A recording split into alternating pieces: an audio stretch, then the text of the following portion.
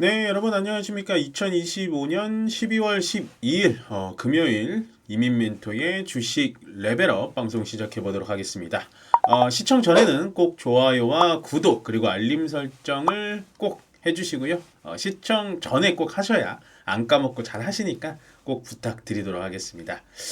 일단 시장 오늘 분위기 어저께보다는 괜찮았습니다. 어제 이제 선물 옵션 동시 만기가 있었고 거기다가 이제 오라클 실적에 대한 부담이 좀 있었는데 역시나 오늘 브로드컴 실적이 호실적이 나오면서 전체적으로 시장은 좀 괜찮았다.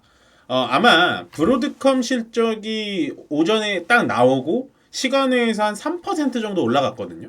그래서 어우 다행이다 그렇게 생각하셨다가 그러다가 브로드컴이 갑자기 시간 외에서 마이너스로 전환을 하기 시작합니다. 그때부터 아마 여러분들 좀 걱정하셨을 거예요. 야, 브로드컴까지 이렇게 떨어지게 되면 오늘도 시장 안 좋은 거 아니야? 라고 생각을 하셨을 텐데 제가 아침 방송에 브로드컴이 시간외에서 빠지는 이유에 대해서 설명을 드렸고 거기에 따라서 우리나라 시장은 별 반응 없을 거다. 어저께는 이제 선물 옵션 동시까지 겹쳤고 오라클의 실적이 생각보다 안 좋았기 때문에 그럴 수 있지만 오늘은 브로드컴의 실적이 일단 잘 나왔기 때문에 굳이 걱정 안 해도 된다. 네. 다만 브로드컴이 이제 어닝콜에서 현재 AI 쪽 반도체에 대해서 마진율이 조금 줄어든다라는 거 하고 그다음에 TPU를 설계한 건 맞는데 그게 메타에 아직 납품되지 않는다. 메타랑 얘기를 해본 적이 없다. 이런 얘기가 나오면서 떨어진 것 뿐이지 뭐 펀더멘탈적으로 흔들린 건 아니니까 오라클 때처럼 그래서 아마 오늘 시장은 괜찮았다라고 보시면 됩니다. 예. 원래 안 그랬으면 이제 삼성전자, SK 하이닉스 필두로 막 빠졌을 텐데 그래도 잘 버텨주잖아요. 그렇게 생각하시면 되고 이제는 어느 정도의 굵직굵직한 빅 이벤트는 어느 정도 종료가 됐고 다음 주에 이제 마이크론 테크놀로지 실적까지 나온다면 저는 반도체 쪽에 대해서 다시 한번 기회를 잡을 수 있는 시간이 다가올 것이다라고 예측을 해보겠습니다. 그래서 브로드컴은 일단 호실적이 맞다. 여기에 대해서 왈가왈부 필요할 필요가 없다. 뭐 이게 어쩌고 저쩌고 그 다음 말이 나오는데 전혀 휘둘릴 필요 없다. 보시면 되고 지금 이제 코스피는 오늘 시장이 어저께 조금 안 좋은 거 부분을 많이 회복을 했는데 코스닥도 괜찮거든요. 근데 바이오 테마가 계속해서 추풍낙엽입니다. 사실은 저는 로봇 테마 그리고 바이오 테마 요 두 가지 딱 요 두 가지를 여러분들께 무조건 포트에 담아 가셔라 라고 강력하게 얘기한 입장에서 이거는 이제 책임감 있게 제가 계속해서 AS 아프터 서비스를 해드리는 건데 일단 바이오에 대해서 지금 투심이 많이 조금 얼어 있어요. 그러니까 우리가 조금 12월 초반으로 거슬러 올라가면 펩트론과 일라일릴리의 기술 계약이 연장된다라고 시작이 되면서 펩트론이 쭉쭉쭉 빠지기 시작해서 이거 우리나라 예전에처럼 제약바이오 또 당하는 거 아니야? 막 이럴 수도 있고 그러다가 알테오젠의 이 특허 침해 소송 이게 나왔죠. 할로자임이 알테오젠에 한 건 아니고 이제 머크에 대해서 우리 거 특허 침해 소송이다 라고 해서 독일에서 키트루다 SC를 팔지 못한다 라는 얘기가 나면서 알테오젠이 급격하게 빠졌고 거기다가 이제 오늘 일단 벌써 두 대 맞았죠. 두 대 딱딱 맞고 그다음 오늘 또 뭐가 있었냐. 일단은 장 시작 전에 이 할로자임이 원래는 머크한테만 특허 침해 소송을 걸었다가 알테오젠한테도 또 직접적으로 걸었어요. 저는 말도 안 된다고 생각하지만 어쨌든 시장은 현재 노이즈에 굉장히 민감해져 있는 상태다. 거기다 이제 방점을 찍은 건 하놀바이오파마가 기술 회수한다. 기술을 다른 이제 미국 협력사한테 갔다가 그 기술을 다시 회수한다라는 건데 그게 이제 어떻게 보면은 하놀바이오파마한테는 단기적으로는 악재일 수가 있는 거죠. 왜냐하면 그 기술로 인해서 로열티를 받아야 되는데 그걸 다시 기술을 회수한다라는 건 약간 뭐가 반응이 안 좋았나?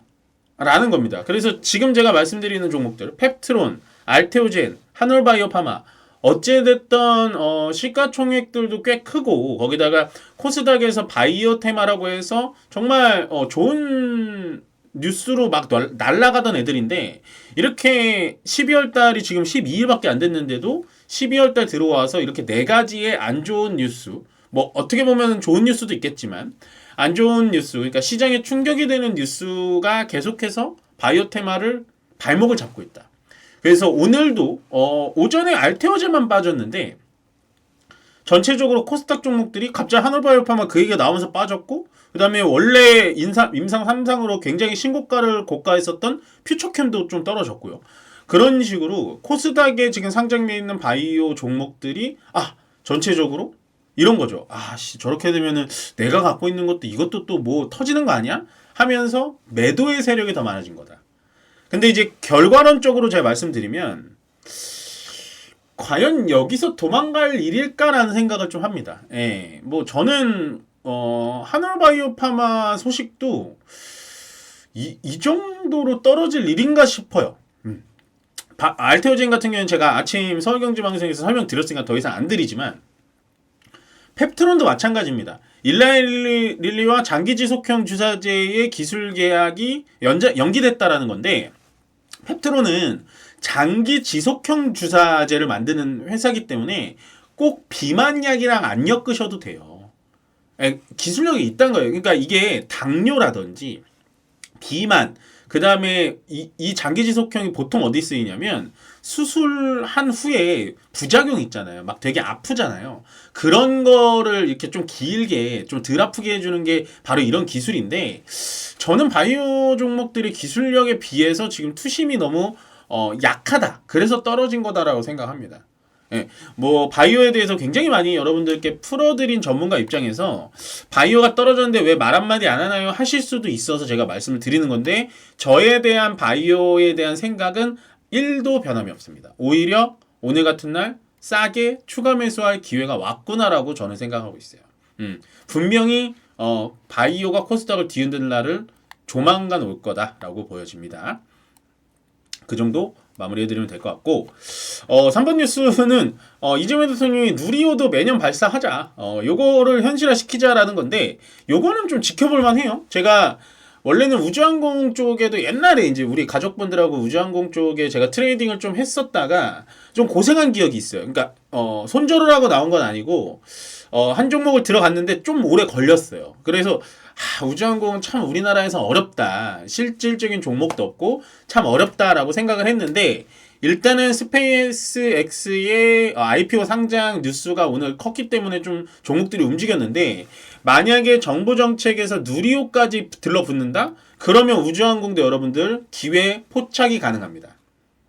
예, 우주항공 종목들 꽤 많거든요. 뭐 세트레가이 한국항공우주가 될 수도 있겠고, 인텔리안테크, HVM, 뭐 세아베스트, 지주, 뭐 되게 많아요. 생각보다 컨텍 뭐 이런 종목들 되게 많은데, 이렇게 되면은 정부 정책에 따라서 매수를 할 가능성이 높다. 예, 꽤 메리트가 있는 테마로 올라오나? 라는 생각을 해요. 그래서 저는 좀 이제부터 좀 탐구를 시작해 볼 생각입니다. 그래서 우리 가족분들의 포트에 좀 편입을 해드리고 싶어요. 예, 왜냐면 오늘 좀 우리가 가진 종목 중에 꽤 급등한 종목이 있기 때문에 요거 우주항공으로 좀 가볼까? 요 생각을 하고 있으니까 여러분들도 요 레벨업으로 좀 도움 받으셔서 스터디를 좀 해보시면 좋을 것 같고, 일단 우리나라 증시만큼 일본과 홍콩 증시가 강세인데요. 일본과 홍콩 증시보다 우리가 약했어요.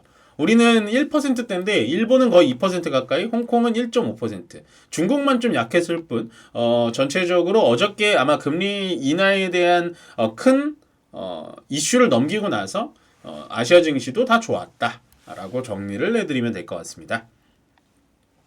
바로 이어서 강세업종 좀 보겠습니다. 오늘 강세업종 많죠. 예, 오랜만에 5개 꽉꽉 채워왔습니다. 제가 원전, 요거는 제가 예측이 살짝 빗나간 것 같아요. 그러니까 조방원 중에 원전이 조금 무거워졌네요 라고 했는데 어제부터 원전이 계속해서 좀 좋네요. 예, 계속해서 좋은데, 지금은 조방원이 시장의 주도주가 되기는 좀 어렵다라는 거는 계속 말씀드릴게요. 근데 우리가 조방원 할 때 제가 조방원전 이렇게 했잖아요. 그때가 이게 전선과 전력기기인데, 차라리 보시려면 전선기기가 더 빠를 겁니다. 그래서 전력기기와 전선도 오늘 좋았고, 그 다음에 증권주 내내 약세업종에 있었죠. 횡보하다가 이제서야 머리 들어올리기 시작했습니다. 연말에 배당금도 챙기고 수익금도 주가가 상승함으로써 수익금도 챙기고 일석이조라고 계속 강조 드렸어요. 이거 고민할 필요 없습니다. 딱 한 종목만 잡아서 가시면 돼요. 그 다음에 로봇 오늘 급등 나왔죠. 오늘 뭐 클로봇부터 시작해가지고 웬만한 로봇들은 뭐 15%, 뭐 10% 이상은 무조건 갔습니다. 로봇을 갖고 있었다면, 로봇에 대해서 내가 좀만 공부를 했었다면 아마 오늘은 여러분들 계좌에 무조건 수익이 났을 거다.